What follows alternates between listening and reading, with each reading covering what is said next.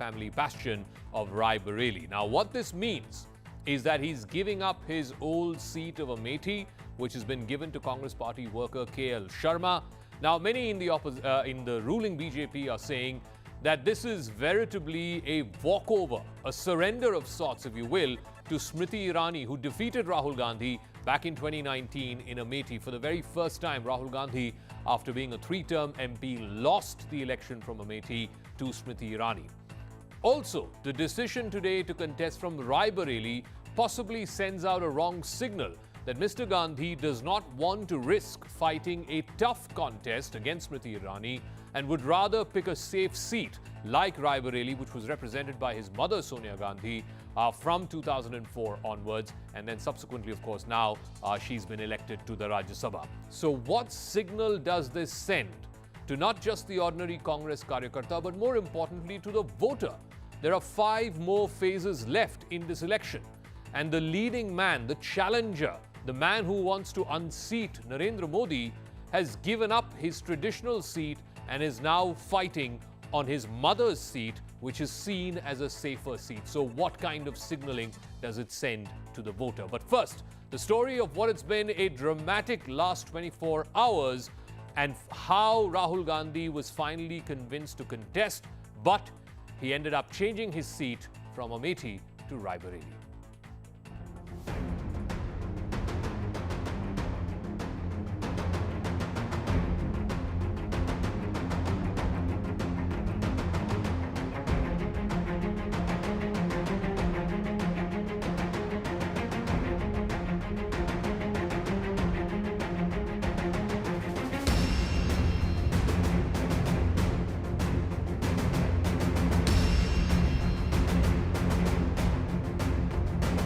के सारे चेले चपाटे कह रहे थे अमेठी आएंगे, लेकिन अमेठी से भी इतना डर गए, वहां से भागकर अब राय बरेली में खोज रहे हैं रास्ता। गांधी परिवार का इस क्षेत्र को छोड़ देना हार का ऐलान है। उन्होंने खुद भी भाग के वाराणसी आए ना, पूछो उनको। कांग्रेस इंडिया गठबंधन पूरी ताकत के साथ सरकार 2024 में बनाने जा रही है। राहुल जी लड़ने वाले लोग, फाइटर लोग पीछे नहीं हट सकते। All right, I want to give you first a comparison of the Amethi and Rae Bareli seats and why Rahul Gandhi chose to go to Rae Bareli as opposed to Amethi. Let's talk about the Rae Bareli seat. So, Sonia Gandhi has been holding on to the seat since 2004. Since Rahul Gandhi made his electoral debut, she shifted to Rae Bareli. In the 2009 election, for example, she got 72% of the vote. The BSP, both of these seats, both in Amethi and in Rae Bareli, the BSP used to come number 2. So R.S. Kushwaha of the BSP had 16% vote and R.B. Singh of the BJP had less than 4%. This was the 2009 election. In the 14 election, which was Narendra Modi's first election, of course, the vote share of Sonia Gandhi did come down from 70% plus to 63%. The BJP had fielded Ajay Agarwal at that time. The BJP got 20% of the vote. The BSP got pushed to third place to just about 7%. Then in the 2019 election, Sonia Gandhi took on Dinesh Pratap Singh, who formerly used to be with the Congress. And then, of course, he joined the BJP. He's an MLC of the BJP, a 3-term MLC. Her margin further came down from 3 lakhs plus. It came down to about 1.6, 1.7 lakhs, a vote share of little over 55%. And Dinesh Pratap Singh clocked just under 40%. Now, this is the seat that Rahul Gandhi has decided to contest from in 2024. If you look at Amethi, it's a slightly different picture because there, remember, Rahul Gandhi lost the election in 2019 to Smriti Irani. The first election he fought was in 2004. Again, in that election, he had in excess of 65% vote. In 2009, when UPA 2 came to power, he had more than 70% vote, Rahul Gandhi. The BSP had 14% and the BJP was at number 3 with just under 6%. Then in the 2014 election, Mr. Modi's first election, Rahul Gandhi again won the Amethi seat, but look at that margin. From 70%, it came down to under 50%, so 46.5%. And this was the first election that Smriti Irani fought from Amethi. She garnered, in that very first election, more than a third of the vote. 34% of the vote Smriti Irani managed to get, and the BSP's DP Singh got pushed to third place with just 6.5% vote. Then in 2019, when the giant was slayed. Smriti Irani became the giant slayer of that election. She had just a shade under 50% of the vote share, 49.7, and Rahul Gandhi had 43.8, a difference of about 55,000 votes. Smriti Irani defeating Rahul Gandhi. So this was on the back of his mind when he decided not to contest from Amethi and instead contest from Rae Bareli. So yes, the overriding message is he's preferred to take a safer seat. That, of course, is the BJP's messaging as well, that he's run away from Amethi because he knows he doesn't stand a chance in that seat. It's a much tougher seat. The Congress is saying, why can't he contest from Rae Bareli? After all, he's free to contest from any one of the 543 constituencies that are going to polls. He has chosen to fight from Wayanad earlier. Now he's choosing to fight from Rae Bareli. And after all, Rae Bareli has historically a greater association with the Gandhi family than even a seat like Amethi. So that's the Congress's justification. But we're more interested in what signaling it sends out. What is the messaging it sends out to the Congress workers, but more importantly to the voters of this country. Let me now open this up to our panelists. Sanju Verma is national spokesperson of the BJP. Dolly Sharma is spokesperson of the Congress Party. She's also Lok Sabha candidate of the Congress Party contesting from Ghaziabad. Nalin Mehta is managing editor of Money Control. Rashid Kidwai, senior journalist who's been covering the Congress Party for a number of years now. He is also joining us. Dolly Sharma, let me ask you first, what do you say to the BJP's contention? Today, Prime Minister said, wo maidan chhod ke bhaag gaye. To the BJP's contention that Rahul Gandhi wanted to pick a safe seat. He does not want to fight because he knows if he fights against Smriti Irani, it's going to be a tougher fight. He might even lose a second time. Therefore, he is risk averse, and that's why he is fighting from Rae Bareli. How do you respond to that? No, nothing like it. Nothing like it at all. Both the seats, Amethi or Rae Bareli, are traditional seats. From Rae Bareli also, Sonia ji contested many times. Then Indira ji also contested from the same seat. Feroz Gandhi ji also contested from Rae Bareli. So it is the choice of, it is, I think Kharge ji, the Congress president, has decided which seat is Rahul ji is going to fight. So ultimately, the party president has given him, has asked him to fight from Rae Bareli, and he's fighting from Rae Bareli. No, but ma'am, can I give you the timeline, the sequence of events that happened? April 26th, the final CEC, the Central Election Committee meeting takes place. The decision is left to the Gandhis. April 30th, 4 days later, the Gandhis hold a meeting. Rahul Gandhi denies he's not going to contest. He says he will not give up Wayanad. 1st of April, the next day, Sonia Gandhi and Mr. Kharge step in to convince Rahul Gandhi. They say that it will be a cakewalk for the BJP if he does not contest against Smriti Irani and Amethi. 2nd of April, then Amethi workers are told that Rahul Gandhi will be fielded and preparations are made in the Amethi office of the Congress Party.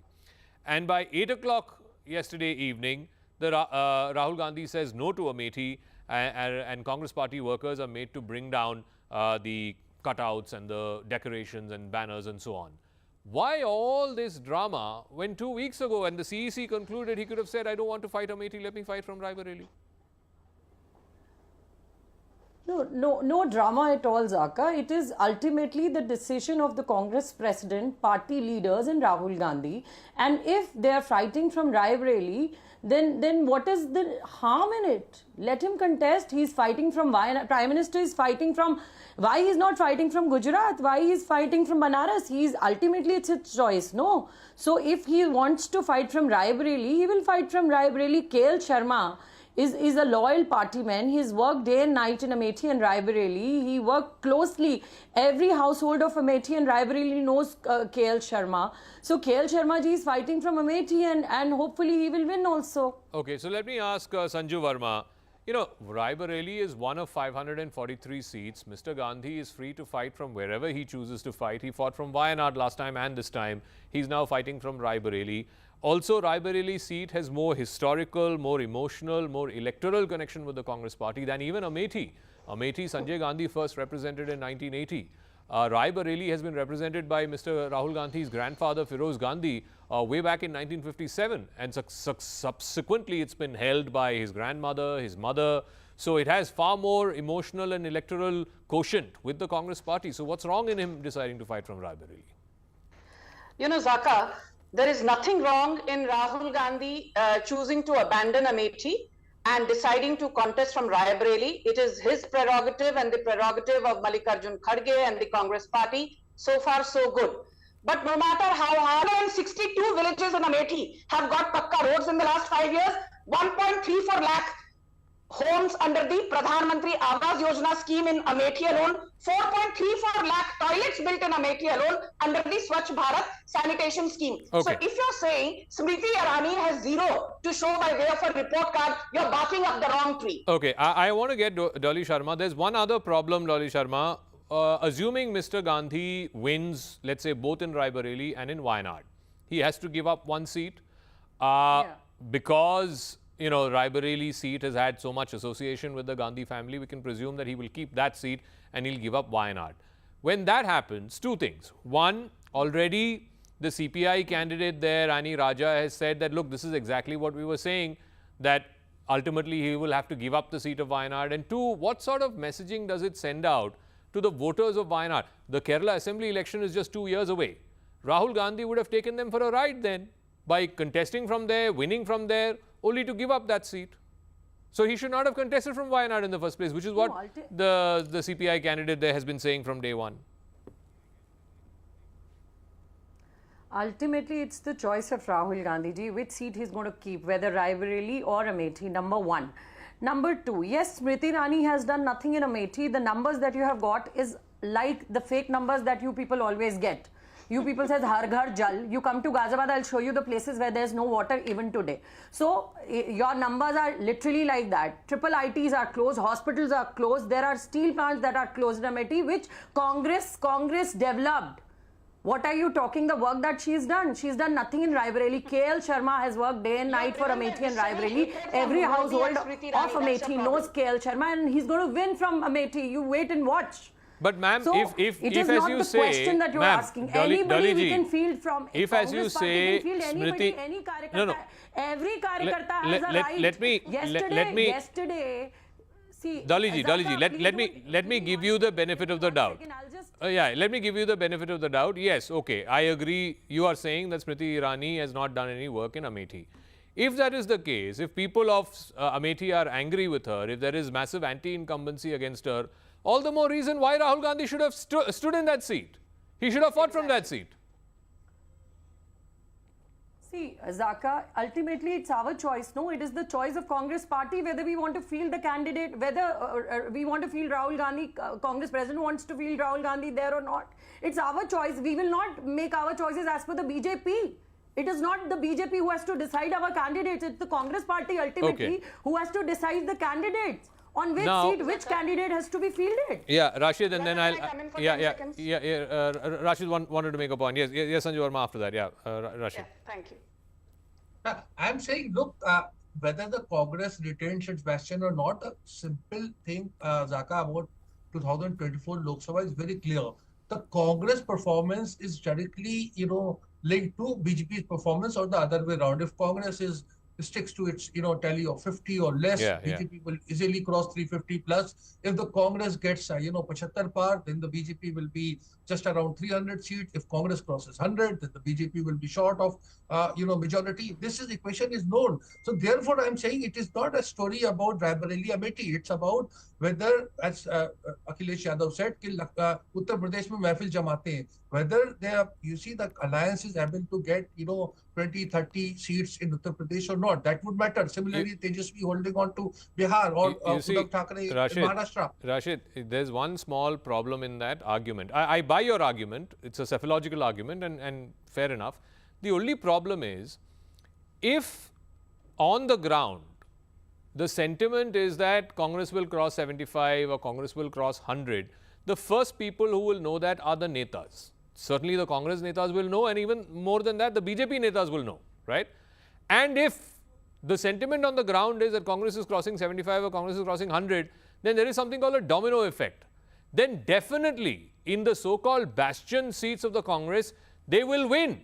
If the mood is that Congress is going to cross 75 or Congress is going to cross 100, then definitely in the bastion seats they will win. It's called a domino effect in elections. That's how bastion seats fall. So when in 2014 the Modi juggernaut, they won 282 seats, many seats that were held by the opposition for decades fell because it's the domino effect. So if, as you say, the mood on the ground is 75 plus for Congress or 100 plus for Congress, all the more reason why Rahul Gandhi should stay in Amethi, should actually contest in Amethi, because Amethi would be able to wrest back Amethi because of the domino effect. The fact that he realizes that 75 par ka mood nahi hai abhi desh mein, ya 100 par ki mood nahi hai abhi, that's probably why he's decided not to contest from Amethi. But that may be the case, but Zaka, you cannot stop Rahul Gandhi from trying. They got surveys, internal surveys done, and surveys had predicted a kind of, smooth, easy victory in Rae Bareli and not so, easy going in Amethi. So if he has taken a call, the Congress spokesperson may not say it, but as a political analyst, I can say that Rahul Gandhi has gone for a safe seat because he cannot afford to lose another time from same opponents. Sanju Verma, since you gave a chess analogy, let me give you a cricket analogy, right? There are in the Indian cricket team, I don't want to take anybody's names, but there are in the Indian cricket team, in the T20 team, cricketers who score a little over a run a ball. Their strike rate is maybe 100 or 110 or 120. And then there are the young lot whose strike rates are 150, 200. But there's a place for those old war horses who are scoring at 100 or 120 also.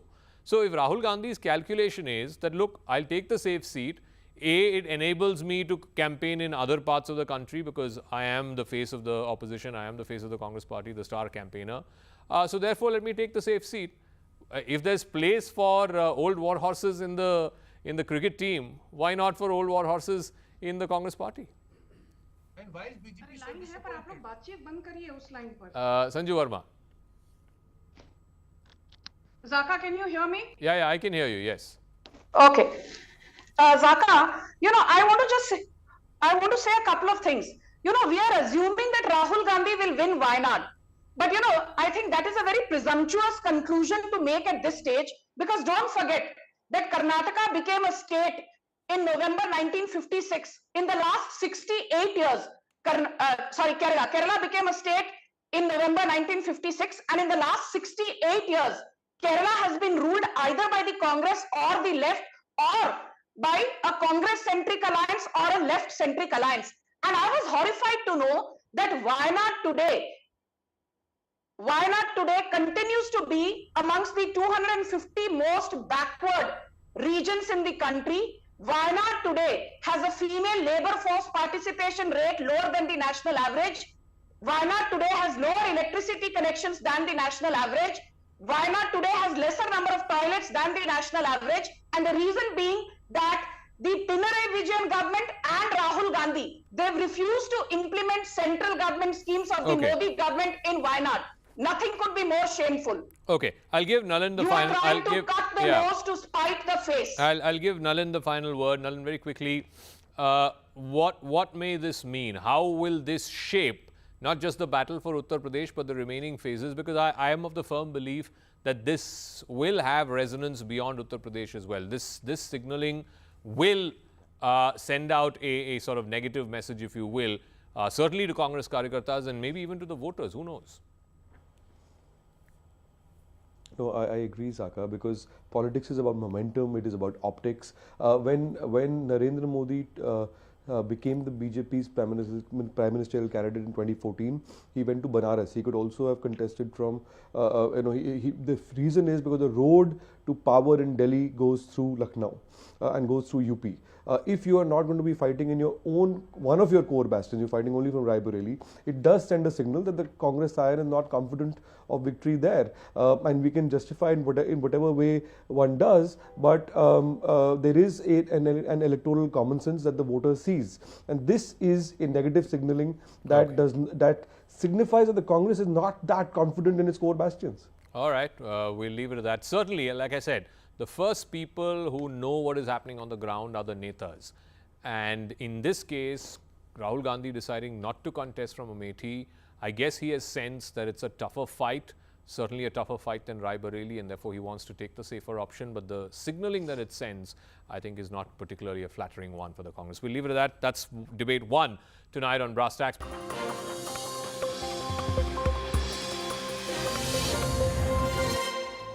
Said because of being a Dalit and was being targeted upon that. And the bigger fact than that is that the report clearly mentions Rohit Vemula was not a Dalit. and that he was a converted Dalit, meaning his mother claimed that she hailed from the Dalit community, a Mala community, but she was married to a person who hailed from the OBC community, and therefore they allegedly forged documents to show that Rohit Vemula was a Dalit. This definitely is a damning report. Rohit Vemula's family in various media interviews have told that they don't accept it. They say this is an atrocious report by the Telangana government, and in all likelihood they're also likely to meet the Chief Minister of Telangana, Revant Reddy. They've called this report as a forged report by the Telangana police, but the closure report in itself, which has been filed before the court, says otherwise. It clearly says that Rohit Vemula was not a Dalit, and therefore the suicide that triggered nationwide protest was not because of the fact that he was a Dalit, that he was targeted for being a Dalit. The biggest point after this is the fact that the report clearly mentions Rohit Vemula was allegedly afraid of revealing his caste status, and therefore to avoid any kind of backlash, he died by suicide. There are other reasons that have also been investigated upon, but it clearly says he was not targeted because he is not from Dalit community. No, this is going to be extremely important, not just because of the kind of protests and allegations that swirled around at that time, but we are in election season. And, you're going to have elections in states like Andhra and Telangana soon. But I just want to ask you, Swastika, what are the initial reactions you're getting after this closure report has been filed? Well, the BJP leader spoke to Ramchandra Rao, who was also named as an accused initially, says that this comes as the fact that truth has prevailed. You've seen Amit Malviya also tweet the same. And this is a big victory in the sense for the BJP, because back in 2016, when Smriti Irani was the HRD minister, she faced a lot of backlash. Bandaru Dattatreya, who was the Secunderabad MP, was also came under fire. In fact, you had Rahul Gandhi, Arvind Kejriwal, all the leaders from the opposition come down to Hyderabad Central University, and it was a story that created ripples across the country. The narrative that Rohit Vemula was in fact attacked, targeted, and selectively picked because he was Dalit, which forced him allegedly to die by suicide, is some.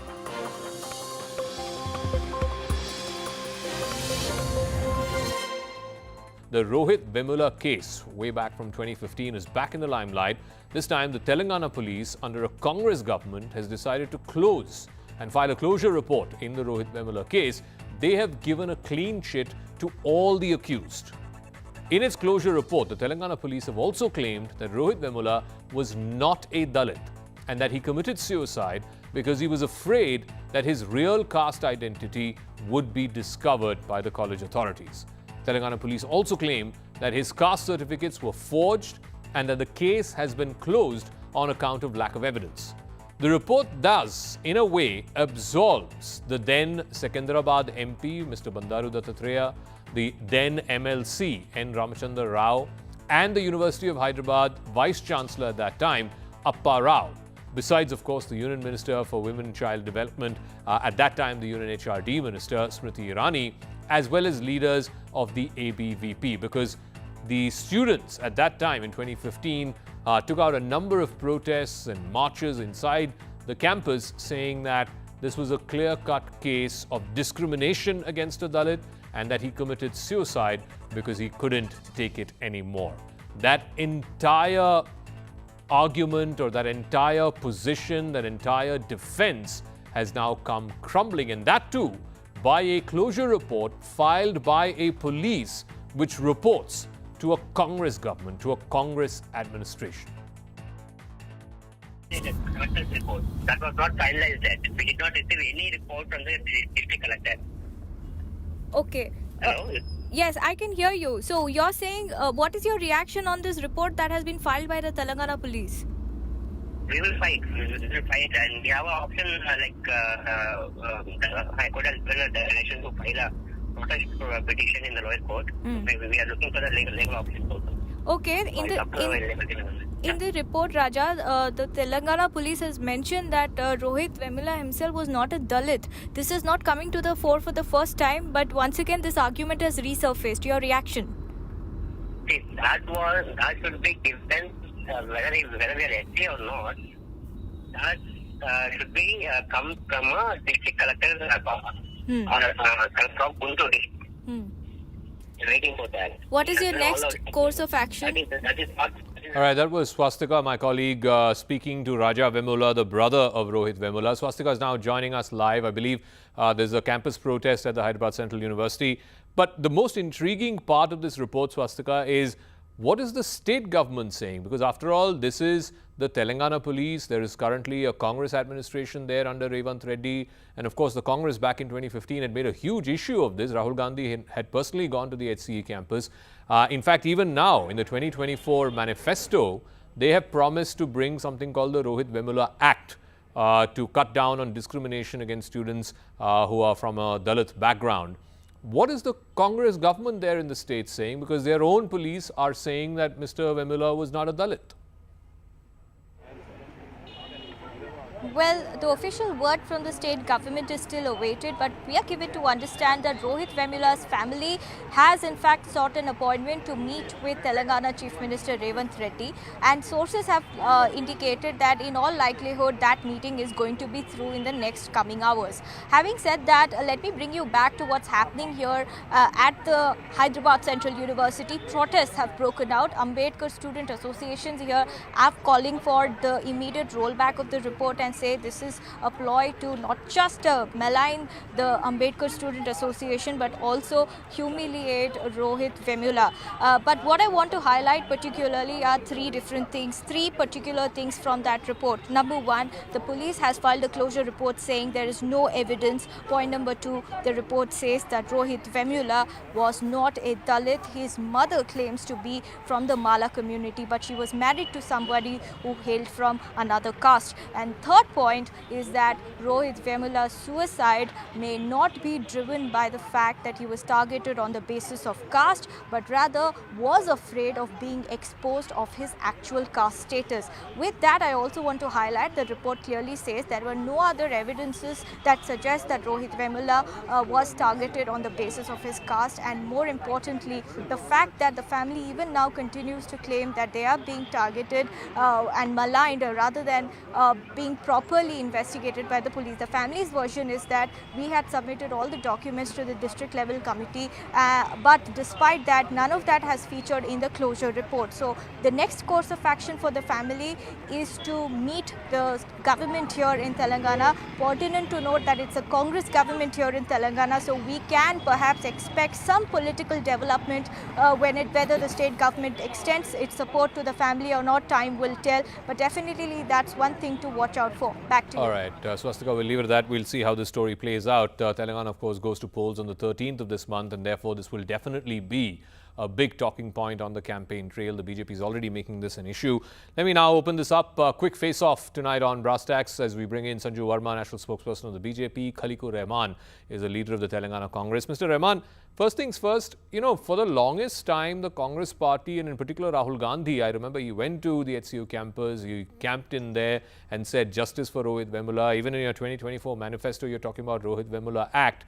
And a police force which is under a Congress administration, under a Congress government, under Revant Reddy, has filed the closure report saying Mr. Vemula was not even a Dalit. Good evening. Let me tell you that the entire investigation was done during the previous government's regime. That was the BRS government. And BRS was hand in glove with the BJP, and in collision with the BJP government, the BRS government would have instructed the investigating officers at that point of time. So accordingly, such a report would have been filed. But we are committed because this entire issue was raised by our beloved leader, Rahul Gandhi ji, and then he fought for the justice for Rohit Vemula ji. No, but Khalikur Rahman, tell me, why would the BRS want to fudge or fabricate a report? What is their political motive? And number two, the fact is that your government, the Congress government there, took oath in December of 2023. We are now in May of 2024. I mean, why are you talking about a government that got voted out of power 6 months ago? No, but see, this report was prepared during that time, and the entire investigation happened during the previous government's regime. And then and we are going to reopen the case. We are going to reinvestigate the matter, and we are going to appeal the higher judicial authority for this. And we are not going to leave it here. We are not going to keep quiet. And those involved will not be spared. The Congress spokesperson says that they will reopen the case, they will reinvestigate, they will approach the High Court, and that this whole thing was done at the behest of the BRS and the BRS and BJP underhand game. Please respond. You know, Zaka, I just want to make a few very important points. First and foremost, your audience needs to hear this very carefully. This is a tweet put out by Rahul Gandhi on the 21st of July, 2017. And this is how it goes. Rahul Gandhi says, they say Rohit Vemula committed suicide. I call it murder. He was murdered by the indignities he suffered. He was killed because he was a Dalit. I say, without knowing the facts on hand, Rahul Gandhi, as is so typical of him, he was making inflammatory and incendiary comments way back in 2017. If you recall, Zaka, at that time, regime change, rag pieces like Washington Post picked up the Rohit Vemula issue, and this entire issue spread like fire. And I remember Smriti Irani was then the Union HRD minister, and she came in for a lot of flack. And today Rahul Gandhi does not have the decency to even offer an apology that after making incendiary comments some 6-7 years back, today we find out that Rohit Vemula was not even a Dalit. Now please keep quiet, I did not heckle you. My larger point is this, Zaka, I won't be verbose. Be it B.R. Ambedkar, who was denied an entry into the Lok Sabha because his chances were scuttled repeatedly by Pandit Nehru. He had to finally take the Rajya Sabha route. He was given a Bharat Ratna in 1990, 34 years after his death in 1956. Or be it a Sitaram Kesri, or be it a Ramnath Kovind, a Dalit president whom Sonia Gandhi visited 20 months after he took oath as the president of India, or for that matter, Babu Jagjeevan Ram, one of the tallest Dalit leaders who also happened to be India's defense minister under the Congress erstwhile dispensations, but they never even ensured that the legacy of Babu Jagjeevan Ram stayed alive. You know, ऐसा कोई बचा नहीं जिसे कांग्रेस ने ठगा नहीं. चाहे वो अंबेडकर हो, चाहे वो चौधरी चरण सिंह हो, चाहे वो कर्पूरी ठाकुर हो, चाहे वो श्यामा प्रसाद मुखर्जी हो. Let me bring it back to the Rohit Vemula issue itself. So there are two problems, Mr. Khaliqur Rahman. Number one, the entire premise that Mr. Vemula was a Dalit and he was being discriminated against, and it's because of the indignities that he suffered. Sanju Verma read out the tweet that Rahul Gandhi, your leader, put out back in 2017. It's because of those indignities that he committed suicide. That number one, that entire thing has been blown off because the Telangana police is now saying he was not even a Dalit. That's number one. Number two, all the people who were accused of abetment to suicide have been given a clean chit. So basically, the police have filed a closure report. They're saying no case against any of these individuals, from the VC at that time, an MLC at that time, there was a Union MOS at that time, a case against none of these individuals because Mr. Vemula only and only was responsible for his death. There was no abetment by any of these individuals. Therefore, the case is closed. So on both the counts, the Dalit card has also failed. The suicide or abetment to suicide card has also failed. In fact, in your very question, you have answered everything, because all the leaders and all the accused who were involved there, and they were all the BJP leaders. And at that time, as I mentioned earlier, that it was the BRS government, and the BRS government, under the pressure from the BJP, would have instructed the investigating officials at that point of time, which we will definitely reinvestigate now, and will make sure that whoever were there at that point of time and who were doing the investigation, it will all be reopened again. And it was the murder. Even today, you know, we stick to the tweet of what our leader, Sanjay, I didn't heckle you, to what our leader Rahul Ji has tweeted at that point of time. Yeah. So it is the BJP who just wants to load, you know, it out of proportion. And another thing I'm telling you, the police, in fact, here what I in fact say, that has not investigated the matter based on the allegation, but they have totally, you know, changed the direction of the case. Sanju Verma, final word, that all the accused in this case were BJP leaders, and they came under pressure. The BRS government came under pressure from the BJP and therefore gave a clean chit to all the accused persons. you know, anybody who understands the nitty-gritties of law and has basic common sense knows that all the accused were not BJP supporters or BJP leaders in the Rohit Vemula case. That is a big lie, and we will send a legal notice to anyone who tries peddling this kind of a fake narrative in the midst of one of the most important general elections. But most importantly this, who's the Chief Minister of Telangana? Congress leader Revant Reddy. Who's the de facto Home Minister of Telangana, to whom the police reports to?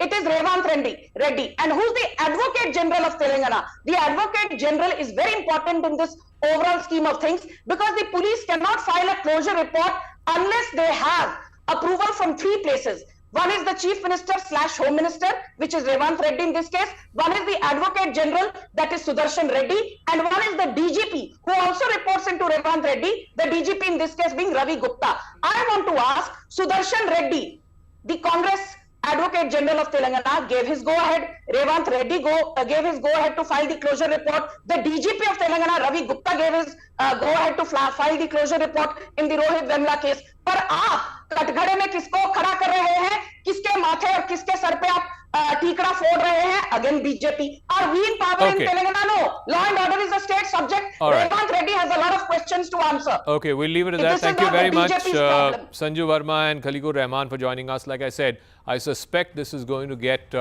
blown up on the campaign trail as well. The BJP is already saying that this is a vindication of sorts to their leaders from back at that time, including the then Union HRD Minister Smriti Irani, as well as, of course, Bandaru Dattatreya and others, on whom there was some kind of a flack or a shadow at that time. So that seems to have now been completely negated by this closure report. But it is the contention of both Mr. Vemula's family members as well as the state government there that they will challenge this report, they will reopen the case and reinvestigate. So that's a wrap of this Friday edition of Brass Tacks, which came to you live from the CNN News 18 and Federal Bank Primetime studio. If you'd been tuned in, from me, Zakir Jacob, and the rest of the team, thank you very much for your time. Enjoy your weekend. Good night.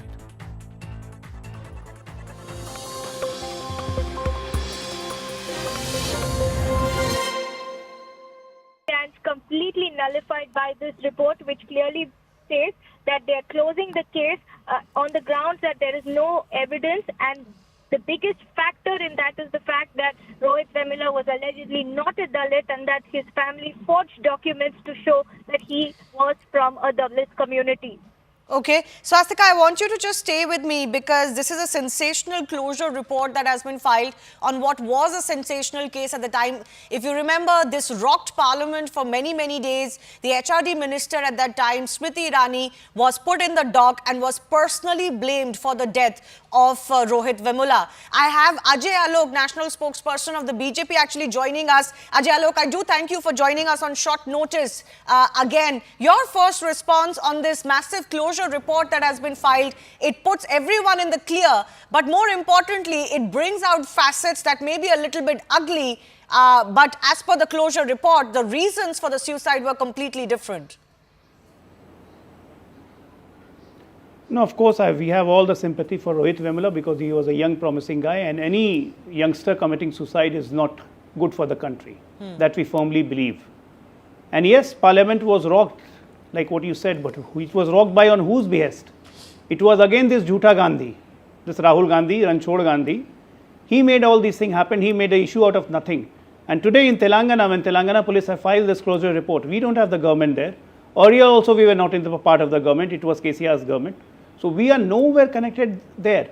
Justice has prevailed and truth has prevailed. And it has been proved that these people always create false narrative and they thrive on it. That they did 5-7 years back, today also they are doing the same thing. Their habits do not change. They are of the same metal and they have the same thing. And even at the cost of a suicide of a young boy, they can create politics. My heart goes out to Rohit Vemula and his family for what he has done. It doesn't matter anymore that whether he was a Dalit, he was not a Dalit. That's not a question altogether. The question is, youngster of this country committing a suicide is a blot to the nation. That you have to understand if you are sensitive and human enough. But these people are absolutely insensitive, inhuman, and they want to make politics out of everything. The Parliament was rocked, Smriti Irani was blamed, every nonsense thing in the book was presented in front of the country. look, this is happening with scheduled caste, look, this is happening with scheduled tribe in the country, look, constitution is not safe, what not? All ruckus was done, if you remember, and people of this country can remember. But nobody said a single sympathetic said about Rohit Vemula, that why he committed suicide and what we need to do as the central government or in the people sitting in the state government, what needs to be done that these suicide can be prevented. No worries about that. Right. If anybody thinks about that in that case,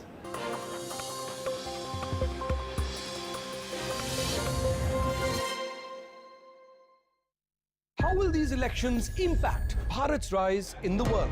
Join me, Nalin Mehta, for the most dynamic and distinctive coverage, unrivaled political punditry, and the sharpest election analysis. Elections equals CNN News 18.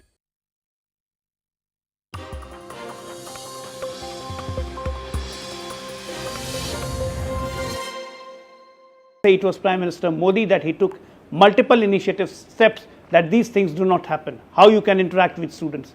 But no, but the insensitive people do not think sensitively because they don't have heart. And today also everything they do is just out of politics, just how to get into the power, just how to blame Narendra Modi, the single point agenda, nothing else, nothing in the national interest. Right. Swastika, I just want to, Ajay Alok, just stay with me. I just want to go across to Swastika to just break down the big findings of this closure report. The closure report is saying that Vemula was not from the Dalit community, he was not from scheduled caste, that his certificate was actually forged, and that he knew that this could come out, and therefore fearing backlash is why Rohit Vemula committed suicide. At least it's confirming that he did commit suicide. But the politics on this case at that time was that Rohit Vemula was harassed for his caste identity, and that is why he committed suicide. But that's not the case. So much water has flown under the bridge, but now some sort of closure possibly for the family and others involved as well, because a lot of people were singed by this case in the university. Telangana police is actually the one that is filing this case. You know, so this is one of those classic examples, Ajay Alok, of identity politics. And if we were to juxtaposition this to what is happening right now, you see a lot of identity politics being played on the name of the Dalits, the OBCs, scheduled castes, scheduled tribes, etc. But this is the danger where you rush to conclusions before investigations are concluded in sensitive cases, because it completely takes away the narrative, the politics of it all. You are absolutely right, Shivani, because people here, they are not concerned about the case and the cause. People are rather more concerned about how they create narrative, how they set a false narrative. Like what has been done today, and they think people of this country are fool. Not anymore. This is the power, this is the era of social media, this is the era of electronic media where people are so much aware, even at the block level, even at the village level, that they understand now. Now what happened in Karnataka? I mean, OBC reservation being given to the Muslims. Now this, everyone in this country knows that yes, this has happened in Karnataka, they have tried it in Andhra, they have done it in Kerala. Now people of this country are gradually understanding the narrative. This is the fast moving information world. You cannot play with fire, and that they have been doing because they are habituated of doing it. And they don't consider that in this fire, the country burns or anyone burns. They don't care. They only think, the Congress and this India only thinks how my politics should survive, how I should be at the seat of the power. And today, see the irony, it's the Congress government.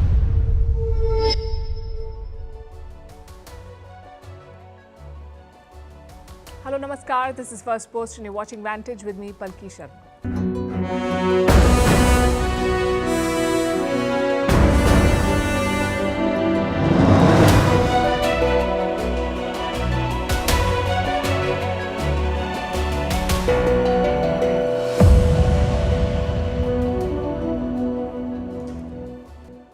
China has a new adversary. It's called the Squad, a group of countries led by the US to counter China. But you already have the Quad and the AUKUS for that. So is this just another addition to the alphabet soup of alliances? How will the Squad deter China? And how is Beijing responding? We'll tell you all about it.